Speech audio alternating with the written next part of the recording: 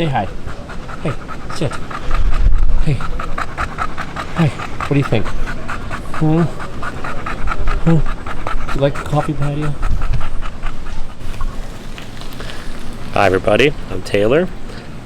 I'm sitting outside a coffee shop, so I'm talking softly because I don't want to share the secrets with everybody unless they're looking on YouTube. But anyways, these are my top 5 keys to happiness. Not really, but they're 5 little tidbits and 5 little things I'd like to do in my day that I think contribute to, daily happiness. Your mileage may vary, but this seems to work for me.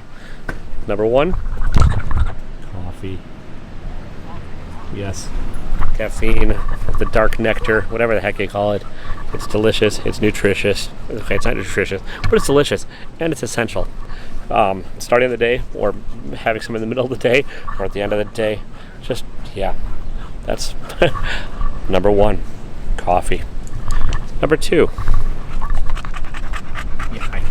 I don't know if you can see that, probably pretty blurry, but walking my dog. I know it may also sound kind of silly and redundant and easy, but I take great pleasure in walking the little beast. Now, if you know him, that's kind of funny because he's a stubborn little shit and kind of a horrible walker. But that said, once he gets going, I find I can clear my mind and focus on, random things. And it's a great time to just kind of reflect and let the mind go where it may. Number 3. I like to try and do something at least a little creative every day. That could be sketching, it could be coming up with wacky business ideas, it could be working on a YouTube video, it can be any of those things.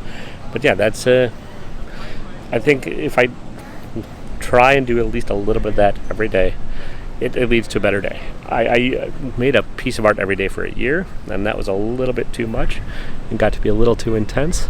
But and I didn't feel super creative by the end of it all. But I do feel like sketching, or at least ideating or coming up with ideas every day, is important. And making the time to do it, while it may seem like a waste for a lot of folks, I think it's kind of necessary to my happiness. I kind of, go to my happy place while doing it. Number 4, reading. I was going to pull out a book to read here, but I realized I forgot it, so I don't have a book to read. But take my word for it, I like to read. And I'm not talking deep self-help books like The Subtle Art of Not Giving a Fuck, or, The Chicken Soup for Your Mom's Soul, or whatever the hell. I'm just saying, read anything. For me, I like to read nerdy science fiction novels. Kind of cheesy, kind of space operatic, opera-ish, whatever. Words, hard. I learned to read. I didn't learn to write, or talk, or speak, or any of those things. But number 4, reading. I try and carve out at least a half hour every day to do it, because I think in this Netflix, YouTube, TV, media-inspired world, I think sometimes the old school is the best, and it really can also help spark the imagination, and is clearing. Number 5, writing lists.